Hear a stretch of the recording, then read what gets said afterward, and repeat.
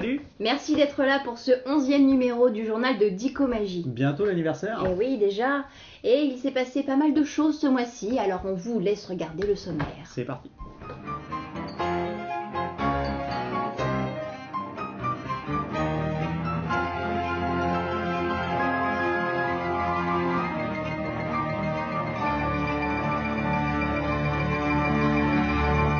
Le 23 mars dernier, nous étions conviés au gala du Cercle Magique de Seine-et-Marne, présidé par Stéphane Gomez. Tout à fait, c'était à Ponto Combo, une magnifique soirée de gala de plus de 2 heures où se sont succédés des clowns, des musiciens et bien sûr des magiciens. Et oui, tu as eu l'honneur d'interviewer des gens prestigieux comme Caroline Marx, Boris Wilde, Stéphane Gomez évidemment, et Marc-Antoine. Tout à fait, je te propose qu'on regarde ça en images. Ah ouais, super. Allons-y.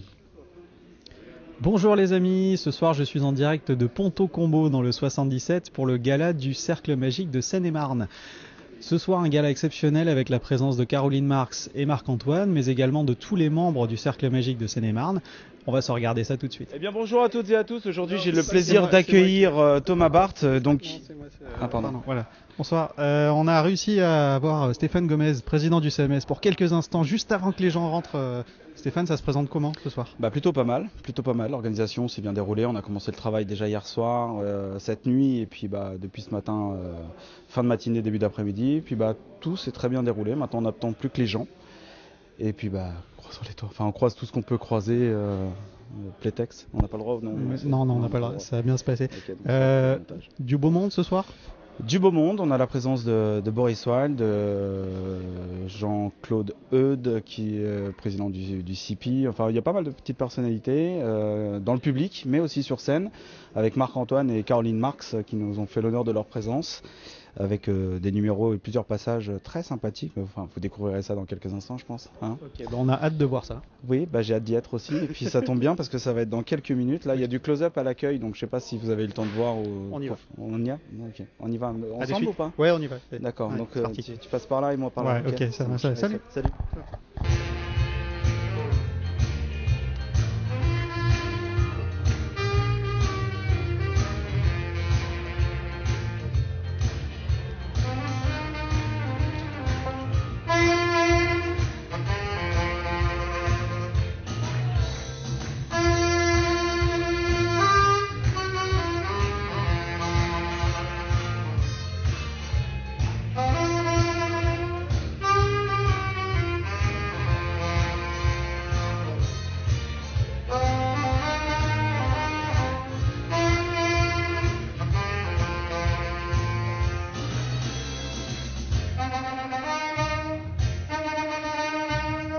Bonsoir, je suis avec Marc-Antoine. Bonsoir Marc. Salut, ça va? Ça va? Votre avis sur votre prestation? Écoute, c'est le public toujours qui me donne le retour, c'est pas moi. D'accord. Alors le public était génial. Ok. Voilà. Est-ce que vous êtes content de vous? Content de moi? Jamais. Jamais, d'accord. Jamais. Je sors de scène, il y a toujours un truc qui va pas, donc je suis jamais content. D'accord. Est-ce que vous avez passé une bonne soirée? J'ai passé une bonne soirée. Non mais par principe, je suis jamais content parce qu'un numéro c'est jamais parfait. D'accord. Il y a toujours des petits trucs qui vont pas et il faut pas être trop content. Ok. C'est un bon moteur pour aller mieux. Très bien. Est-ce que c'est la première fois que vous participiez à un gala du Cercle Magique de Seine-et-Marne? Non, j'ai déjà fait. Oui, je suis très ami avec Jean-Jacques Darmon et je suis déjà venu ici avec Didier Ladanne. Bon, je suis venu, mais je peux plus dire les dates, mais je sais que je suis venu. Et je connais tous les visages et je suis très content de les retrouver. Voilà. Ok. Et votre avis sur le spectacle de ce soir? C'était bien, c'était super. Ah ouais, vraiment, bien. D'accord. Un numéro qui vous a marqué en particulier? Je vais dire la vérité, il y a ma fille pour la première fois qui faisait son spectacle avec Jean-Jacques, et j'ai regardé elle avec des yeux très... Voilà, je me suis mis dans les coulisses et j'ai admiré ma fille. Et voilà, et puis sinon j'ai regardé un petit peu tout le monde, mais j'ai regardé des coulisses. Et j'ai trouvé que c'était un très bon spectacle. Très bien. Merci beaucoup Marc-Antoine. Avec plaisir. Bonne soirée. Merci à vous. Je suis avec la belle, la talentueuse Caroline Marx. Bonsoir Caroline. C'est gentil, quelle belle présentation.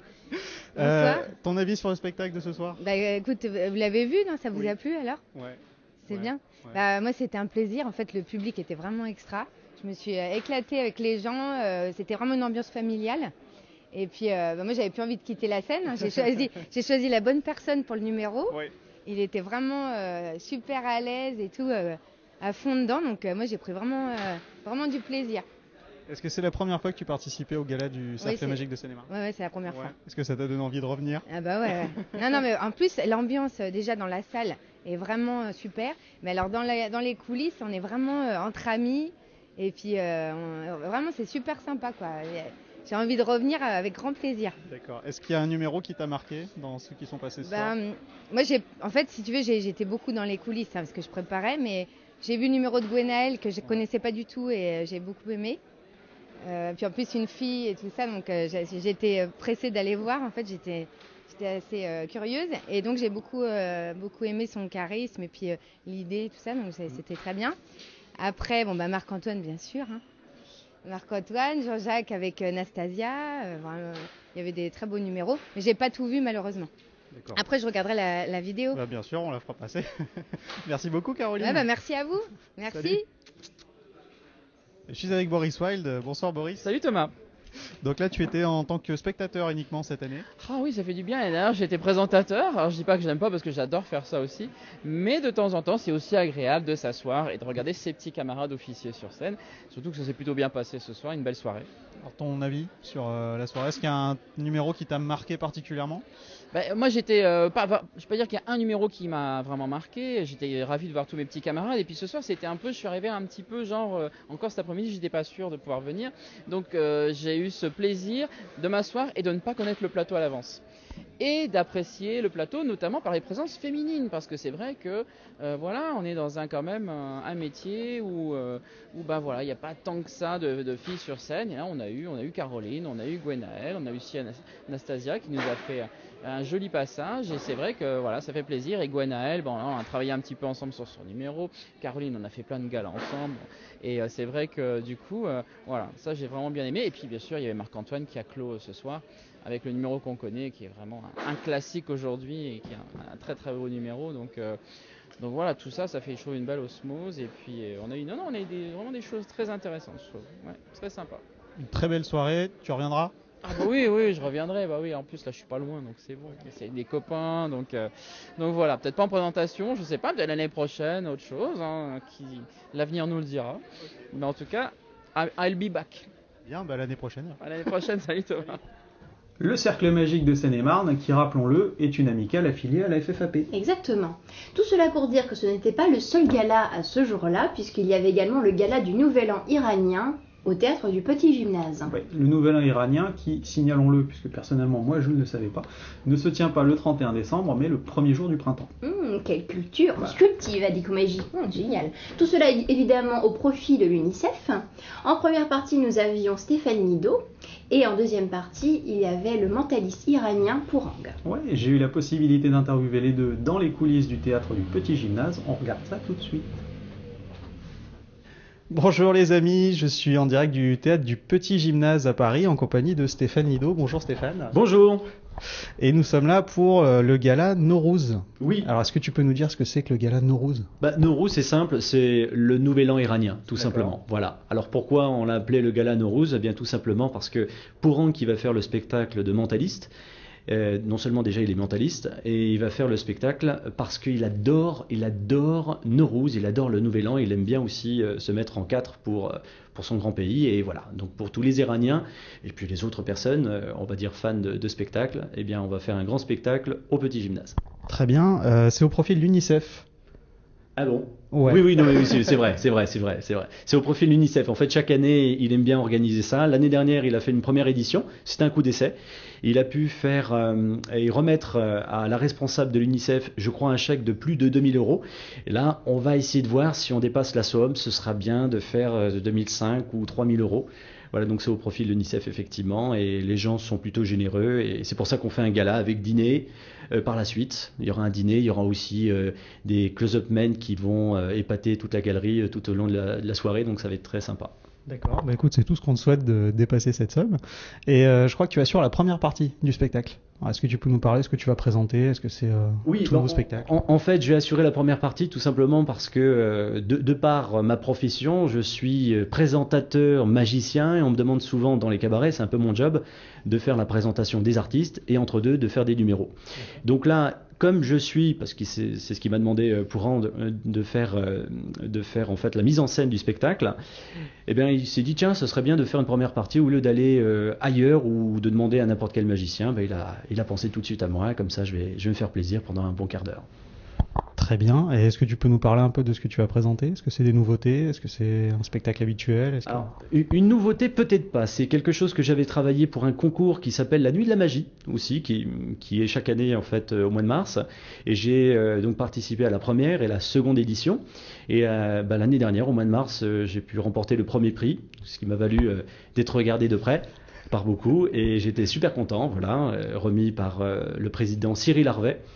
Voilà, puis il y avait tout un jury, c'était à Rosny-sous-Bois, donc j'étais très content. C'est comme ça qu'on s'est connus d'ailleurs avec Pourang, et parce qu'il a fait le concours aussi, qui lui, il n'a pas gagné. Ouais. Mais c'est pas grave. En tout cas, là, ce soir, on va se dépasser pour un nouveau spectacle. Il me fait entièrement confiance. Ce qui lui manquait, c'est peut-être un œil extérieur, même si à la base, je suis pas du tout mentaliste, mais c'est ce qu'il voulait. Il voulait travailler avec quelqu'un qui est plus comédien que magicien ou mentaliste, et voilà, on a tout orchestré pour que le spectateur puisse s'y retrouver. Super. Prochain rendez-vous des lundis de la magie, c'est bientôt? C'est lundi 25. Lundi 25, parce qu'aujourd'hui nous sommes le 23 mars, donc lundi 25, après tous les 15 jours. La prochaine date, il y aura aussi il y a 8 avril, puis après il faut compter, vous faites tous les 15 jours et vous connaissez les dates, c'est aussi simple que ça. Sinon, il y a des sites comme Bireduc, voilà, qui vous donnent une indication sur le jour des lundis de la magie, donc tous les 15 jours. Le reportage, vous l'avez déjà fait il y a quelques temps, c'était pour les 3 ans. Donc là, on va continuer, on espère vous réinviter pour les 4 ans. Ça peut être ça. Moi je veux bien. Merci beaucoup Stéphane. Merci à vous. Salut. Et je suis avec Pourang, le mentaliste. Bonsoir. Merci. Est-ce que vous pouvez vous présenter rapidement? Oui, alors moi je m'appelle Pourang, donc je fais de la magie depuis une trentaine d'années, il faut dire. Et depuis, ça fait 15 ans que je m'intéresse au mentalisme. Toutes les branches du mentalisme, ou une en particulier? Pratiquement toutes les branches, sauf ce que je ne fais pas, mais peut-être que ça va arriver, c'est l'hypnose. D'accord. Il y en a certains qui sont spécialisés là-dedans. C'est assez impressionnant, mais pour l'instant, je fais autre chose. D'accord. Vous êtes iranien d'origine? Absolument, je suis iranien d'origine. D'ailleurs, cette soirée qu'on va présenter, c'est à l'occasion du Nouvel An iranien. Le Nowruz, ça s'appelle. D'accord. C'est une fête très ancienne parce que la nouvelle année en Iran commence le premier jour du printemps. C'est soit le 20, soit le 21 juin par rapport aux années. Et donc cette soirée, on a eu l'idée de faire cette soirée pour l'UNICEF et présenter le spectacle L'œil de Cassandre. Et il y aura une soirée gala après à l'occasion de cette nouvelle année. Alors ce spectacle est mis en scène par Stéphane Lido. Est-ce que vous pouvez nous parler un petit peu du travail avec Stéphane? Exactement. Alors oui, tout à fait. L'œil de Cassandre, on l'a préparé ensemble avec Stéphane et son équipe. Écoutez, je suis vraiment ravi de travailler avec lui. Il s'est occupé de toute la mise en scène. C'est quelqu'un de très professionnel. J'aime beaucoup sa vision de la magie. Moi, je ne voulais pas un mentaliste pour un metteur en scène. Je voulais vraiment un magicien qui n'est pas mentaliste. Et on s'est rencontrés il y a quelques années à une soirée de gala, je crois, c'était il y a quelques années. Et j'ai beaucoup aimé sa façon et sa vision de la magie. Et quand je lui ai demandé de m'aider pour ce spectacle, il a dit oui tout de suite. Ok. Quel regard vous portez sur le mentalisme? Parce qu'en ce moment, il y a des mentalistes un petit peu partout, ça pousse comme des champignons. Absolument, absolument. Le mentalisme est devenu une espèce de mode en ce moment. Ils sont tous bien. Mais je pense que ce qu'il faut voir, c'est pas vraiment le mentalisme, mais le magicien. Parce que moi je considère quand même que le mentalisme c'est quand même une branche de la magie. C'est pas quelque chose de différent. On est là pour amuser les gens et divertir surtout. Voilà, le mot divertissement c'est très important. D'accord. Vous disiez vous avez commencé la magie il y a 30 ans. Vous n'avez pas commencé par le mentalisme? Voilà, non, pas du tout. J'ai commencé la magie, oui, il y a une trentaine d'années. Et c'était très drôle parce que j'étais jeune, j'étais étudiant et dans un centre commercial, il y avait un stand de magie. Quelqu'un m'a fait disparaître un foulard devant mes yeux, à 2 cm de mes yeux. Et j'ai dit... Classique. Exactement. Et j'étais comme un enfant et j'ai voulu apprendre. Et à partir de ce jour-là, j'ai commencé par apprendre le close-up, la magie rapprochée, pendant pas mal d'années. Et voilà, il y a 15 ans, je me suis intéressé au mentalisme. Très bien. Ben, on vous souhaite un excellent spectacle pour ce soir. Merci beaucoup, merci à vous. Et on va faire apparaître Stéphane. Georges Clooney, on dirait un petit peu Georges Clooney, t'as vu? What else? Oui, mais c'est vrai qu'ils ont une relation en fait tous les deux avec Georges Clooney. Ils boivent beaucoup de café. What else? Voilà. Et d'ailleurs, oui. Alors déjà, tu as ta femme qui s'appelle Marie. Exactement, mais qui a préparé cette soirée, la réception, enfin la soirée gala, c'est préparé entièrement, je tiens à signaler, par mon épouse, Marie. Oui. Voilà, fallait quand même me le dire. Et il y a une autre Marie qui partage l'image avec toi. Oui. Elle est là et nous regarde. Alors Marie, si tu nous vois, je t'aime. Voilà, tout de suite. La prochaine fois, c'est toi qui viens faire les interviews, d'accord? Voilà. Merci. Salut. Merci Stéphane, mais je suis mariée donc ça va pas être trop possible. On s'appelle. Ça serait pas le moment du livre du mois? Mais je crois que c'est ça. Allons-y. Attends, mi. Alors. Livre du mois, livre du mois, livre du mois. Les jingles sont de plus en plus pourris. Ouais, c'est ça. Alors, le livre du mois, quel est-il? Il s'agit des merveilles de Williamson. Alors là, on est en train d'aller piocher dans des bouquins assez vieux, puisque 1989. T'étais même pas né. Eh bah ouais, j'étais quasi une idée, mais... Voilà. Voilà, donc première édition 1989, traduction française de Jean-Jacques Sanvert en 94, donc vous voyez que ça commence à remonter. Et un titre qui n'est pas usurpé, puisque à l'intérieur il y a plein de choses extraordinaires, notamment des pièces avec des disparitions croisées. Si je te dis disparition frappée, ça te parle peut-être? Voilà, création de David Williamson. Des pièces et des cartes avec un matrix extraordinaire, avec une routine qui s'appelle Ne me coupez pas, où d'une carte choisie va se transformer en un carré de même valeur, puis une pièce sous chacune des cartes. Donc tu as vraiment des espèces de mini-spectacles complets là-dedans. Des cartes pures avec des transpositions de cartes déchirées, reconstituées, des voyages de cartes, et même un pitch assez intéressant pour une routine qui s'appelle le Red Hot Mama. Ça te parle peut-être? Non, bon, c'est pas grave. Le Red Hot Mama, en très gros, très résumé, on fait choisir une carte dans un jeu à dos bleu, et cette carte instantanément devient rouge, puis se transpose avec une autre carte. Et là, David a bâti tout un pitch sur l'hypnose, puisque le spectateur va être persuadé que la carte qu'il a vue est bleue, alors qu'en réalité elle est rouge, puis c'est tout le jeu qui finit par changer de couleur, donc un truc de dingue. Et également des cartes à la poche, où il a repris une idée de Philippe Socrate, où on fait signer une carte, et en fait c'est toutes les autres cartes qui vont voyager dans la poche, donc les 51 autres, sauf cette carte-là.